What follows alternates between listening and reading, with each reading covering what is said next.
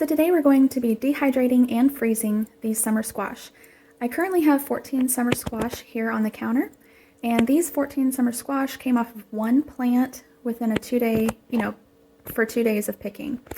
If you're interested to know the variety, it is an heirloom variety and it's summer squash. It's a yellow crookneck variety. I've already washed them off. I rinsed them under cold water. I took a vegetable brush and just, brushed off the dirt. So in here I have some lemon juice water. It's about maybe 4 cups of water and half a cup of lemon juice. So putting them in a dip like this is not necessary exactly. It just helps to retain their color better. Okay, so first up, we're going to dehydrate these. Okay, so on some of these, I'm going to peel the skin. I don't want to peel all the skin because in the skin of pretty much all vegetables, there's just a lot of nutrients in there. So I really don't want to peel all the skin.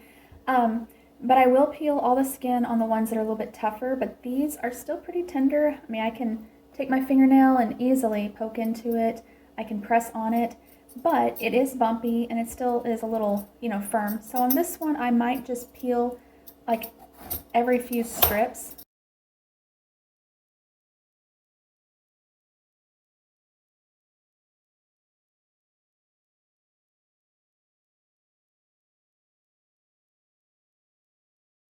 If you didn't want to go so much into the actual flesh part that you eat, you could just leave some of the skin over the whole thing. I don't know if you can see that or not. I just removed the surface of this. Okay. Alright, so this one is peeled to my liking. So now, since I'm doing dehydrating first, what I'm going to do is I'm going to cut these into about 1/4 inch slices. And really, you can cut them however thick you want. It's just they all need to be uniform whenever you're dehydrating. That way they dry evenly. If you cut them thinner, they'll dry a lot faster. If you cut them thicker, obviously it'll take a lot longer for them to dry.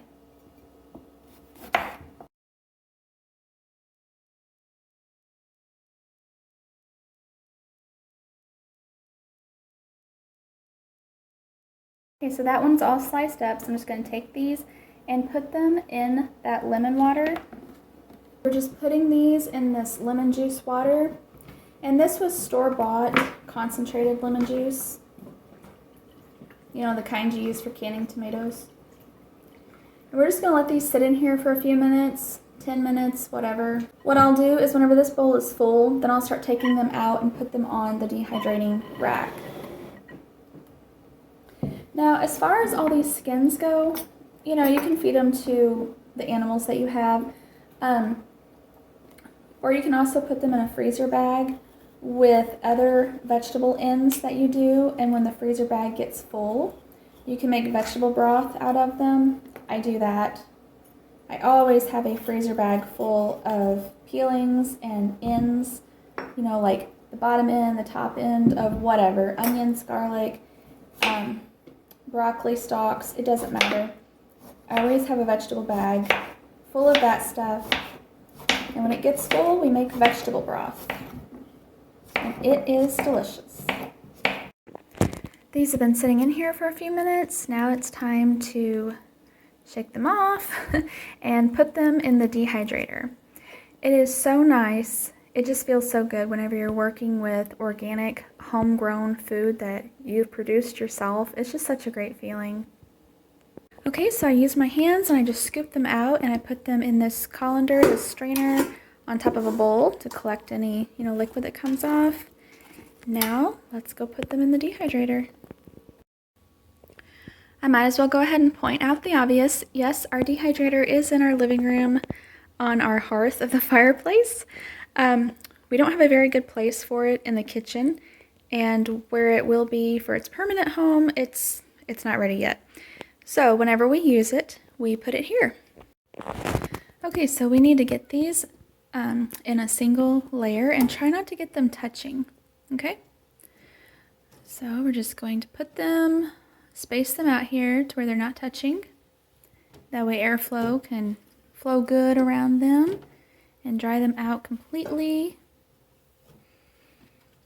All right, so we'll come back to you whenever these are all on here. Okay, so those 4 squash that we just did, it took up 3 racks, and this is a 9 tray. This is a 9 tray dehydrator. So I'm going to go do some more squash, and we will put the rest in here. But in the meantime, I'm going to go ahead and get this started. Okay. So this just gets turned on 125. All right, and it goes for several hours. I think maybe about 10 hours or so. Okay, so I did some more squash, and I have most of the trays filled up. I have left some trays empty because I want to also dehydrate some green beans as well. But the squash, it can take about 10, maybe 14 hours to fully dehydrate. I will come in a few hours and rotate the trays. That's just me. It's not necessary, but that's just that's just me. Oh, and I should also mention that no matter what food you decide to preserve or method you decide to preserve by, whether dehydrating, drying, canning, freezing, it doesn't matter. Any method of food preservation, you always want your food that you're going to preserve to be in its prime. Okay, anything that's getting soft or, has some kind of disease or something, it's, it may not be the best candidate to preserve. Now I'm preparing some of these squash for freezing. So I'm just doing the exact same method that you saw earlier with the dehydrating one. I'm just peeling some of the skin off, cutting the ends off, slicing them into slices, and putting them in that lemon juice water. Then I will spread them out on a baking sheet and stick them in the freezer and freeze them individually. Then when they are frozen, I will put them in a freezer bag, label and date them, and stick them back in the freezer. And they will be ready whenever we are. If you didn't want to slice them and freeze them that way, you could also shred them up on a grater. And you could freeze the shreds of them and stick them in smoothies or cakes or muffins or anything like that.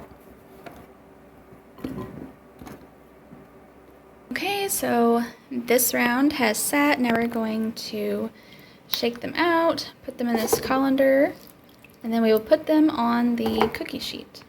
Because I'm very limited on freezer space, we just picked up 2 hogs. Anyhow, I'm very limited.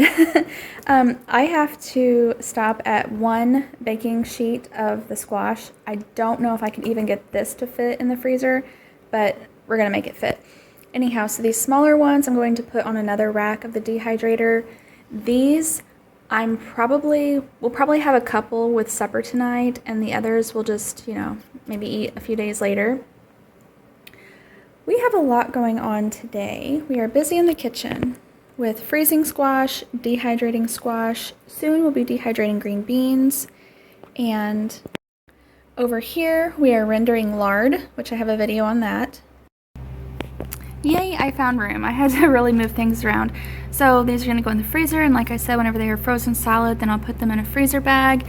And we have our bananas, which is another video, freezing as well. And then I need to make some elderberry syrup.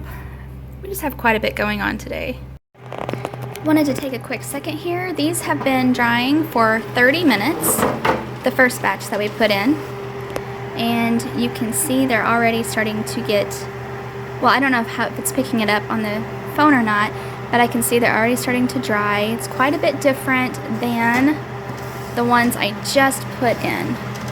Like over here, I just put these in. Okay.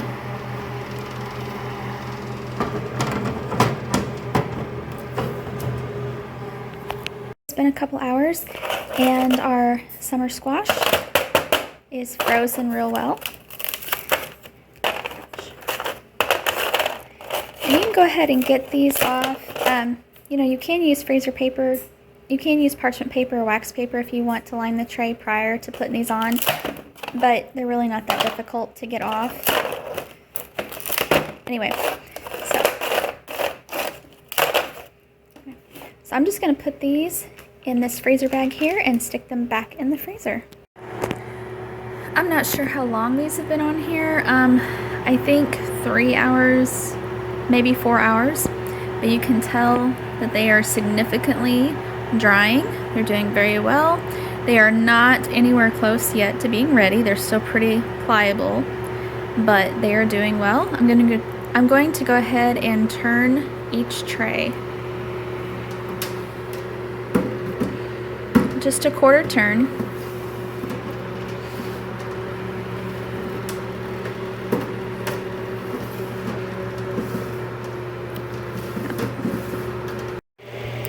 Okay, so these have been drying for about 9 hours now. Now, the green beans haven't, we just put them on. But these squash, they have been drying for about 9 hours. So we're going to see if they are done.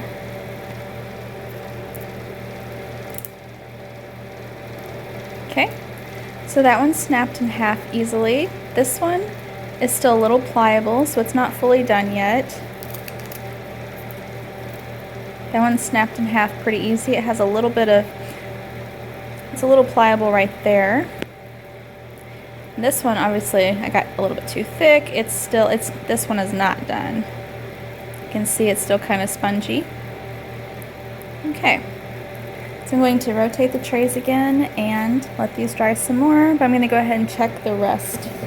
Check some more. So this is one I just pulled off of that tray. So that one's pretty good. And crunchy. See, that's a small one. And that's a small one I just pulled off and broke. And that's crunchy too.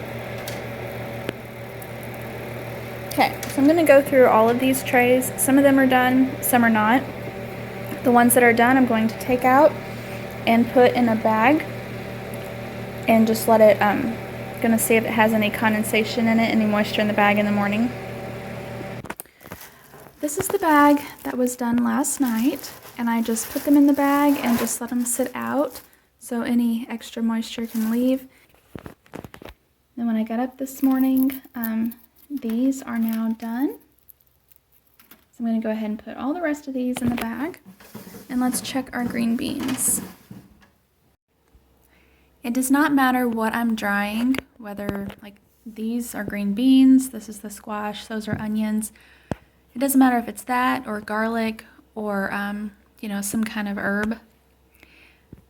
After I dehydrate them, I actually let them sit in the dehydrator, you know, once it's done, you know, for a little bit, maybe overnight or maybe just an hour. I just feel like that helps to, you know, make sure all the heat's out of them, because I feel like there's moisture and heat. And then I put them in a plastic bag, you know, like a Ziploc bag or just a twist tie bag. And, but I'll leave the bag open overnight. That way any excess moisture can escape. And then the next morning is when I actually put them in the jars and I put the lid on. Let's actually put them in the jar. I keep them close by in the kitchen in a cabinet, and then every day or two I will just look around all over, around the sides of the jar. I'll open them up and just give them a smell, and also just look around for any moisture droplets as well. You just want to make sure that they are completely dried out, because if you didn't get all that moisture out, you know, it could cause mold. So I just do that every day for about a week, and then if everything's good each day, then I put them in storage downstairs. But I wanted to show you on the squash here. So you saw me dehydrate this, and I did the lemon juice water. So you can see it retained its color very well. I also wanted to add that you can seal these lids with this Food Saver jar sealer. You just need this thing and then this top. I also wanted to mention that, you know, you can feel free to season these right before you dehydrate them with anything you want, even a little salt or just nothing at all, just whatever you want. Well, thank you for watching, and please like and subscribe.